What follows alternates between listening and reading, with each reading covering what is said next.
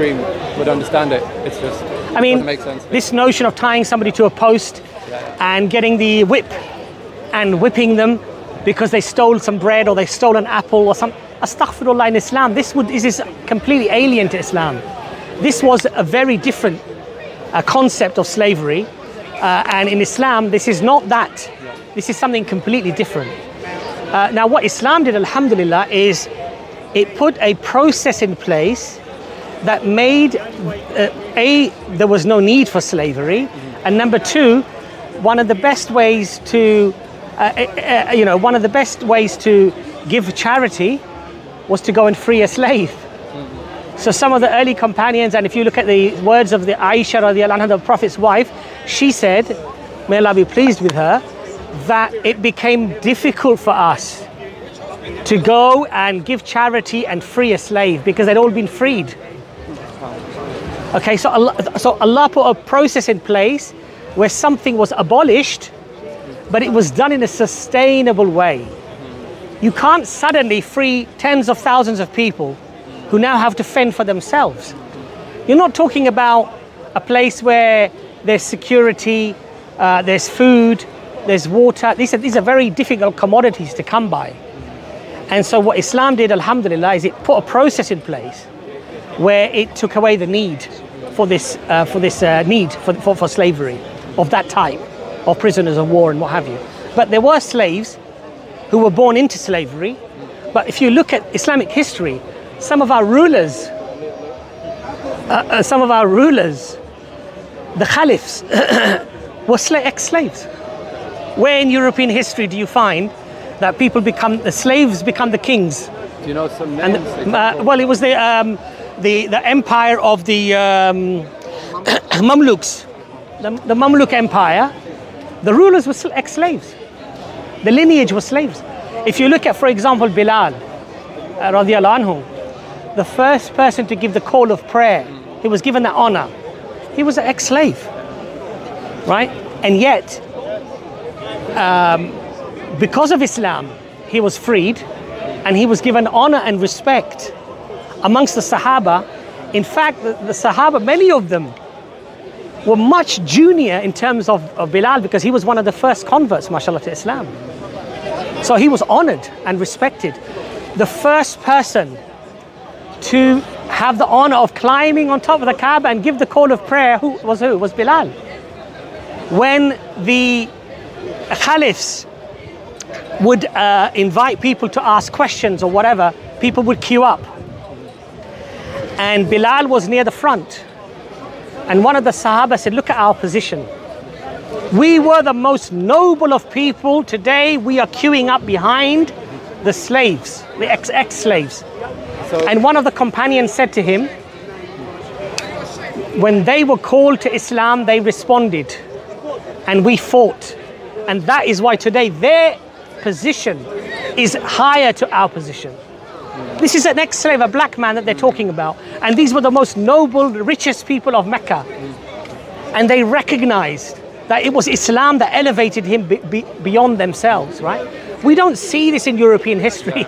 We don't see this anywhere. So you can say like the concept of slavery that that mainstream would recognize today, it existed, like amongst the Arabs context that Islam came to. Yes. But like Islam kind of brought some process, as you said, of easing out of it. Yes. Sustainable. And that was 14 centuries ago. Now, if we look at modern European history, and slavery being abolished in the 18th century, it very much coincides with the Industrial Revolution, right? Coincidentally, now you've got machinery to do all the work, and now it becomes cheaper to have the machinery than have the slave, and now this huge abolition movement comes about. Now, I'm not saying everyone who wanted slavery abolished was just doing it for the money. There were very good people, and there were Christians who were at the forefront of the abolition movement.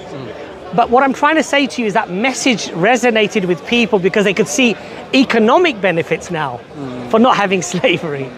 Do you see my point? Yeah. So this notion of the Western Enlightenment, you know, and we were so good that we decided that we intellectually and morally decided that we were going to give up slavery.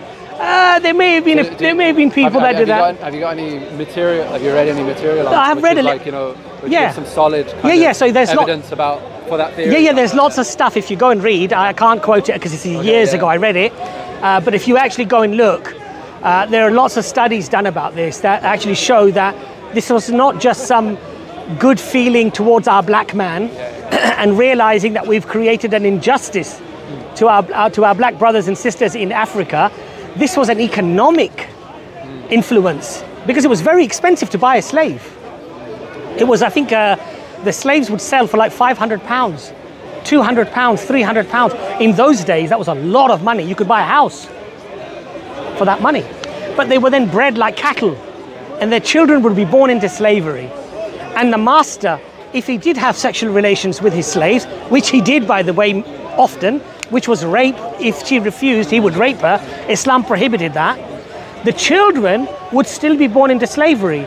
Islam said no, the children will be free. They're his children. And she, when he dies, will be freed. So there was a process put there, you see, in place. Sorry, can you say that last bit again? So if you own a slave and they have children. So if, for example, you had what your right hand possessed through war, and you had children with this woman, the children would be born free. Yeah. Okay. And when you die, she has to be freed. So she would be introduced back into society. And within a few generations, nobody would even know that you were a slave or he was a slave. You'd just be an average, normal person. And you may be richer and more successful than me. Now, where do we find this in Western history? So really, I think the saying, you know, don't throw stones if you live in glass houses. I think this really does apply here. I mean, to be honest, I'm not coming at it as a defensive position. I'm looking to understand my own faith and to get the Mashallah, it's a good question. Yeah. And I think what I would urge brothers and sisters to realize is that whenever anyone wants to criticize something that was happening in the 7th century, they need to do two things. Number one, they need to establish what they are on is the truth. Okay? So if their view has to be defended on first principles, that it is a fact, what they're saying, that's the first thing. Otherwise, it's just a good, because my community feel this, pop culture, basically. Because I feel this, then it's right. Well, that's not really, that you can't say you cannot then argue as an absolute that what you're saying is 100% true. That's the first thing. The second thing is don't fall into the fallacy of presentism. Don't judge what was happening in the 7th century with what you have today. Because what you have today is very different from what they had in the 7th century. Yeah. But of course, there's some things which they have to apply, like if they applied back then, it applies today consistently. But, you know, taking into consideration translation for different contexts. So that because what the ulama do, what the scholars do, even if there is something at a time where it was allowed to do, and it may have been beneficial for those people, if the circumstances change and now it becomes detrimental, the scholars could say it's better not to do this now, because the purpose of why it was introduced was to create ease, to relieve a problem, not to create a problem. So the scholars may say that now it's created a problem, but this does not apply to our mainstream Sharia of how to pray, how to fast, how to perform all of our obligations. This is the peripheral concepts. And some of those peripheral concepts, today with the circumstances changing, the scholars and our governments may decide that it's actually detrimental to do this now. And so it's better not to do it. It's not necessarily about haram and halal. It's about using your hikmah. Does this solve a problem or does it create a problem? Now this does not mean if I read my salah and it's creating a problem, I don't have to read my salah. That's not what it means, because that's a farad. That's a pillar of your religion. You have to do that. Even if you are semi-conscious on your bed, you have to move your eyes. And if you can't move your eyes, you have to think that you're praying your salah, but you have to pray. But we're talking about other aspects that are not haram or halal to do necessarily, or not compulsory to do, let's put it that way. That's a better way of putting it. They're not compulsory to do, but they're necessary in a particular situation. If the situation changes, then the scholars will say this is better not to do. And that's the beauty of Islam, that it is not, it has rigidity where rigidity is needed.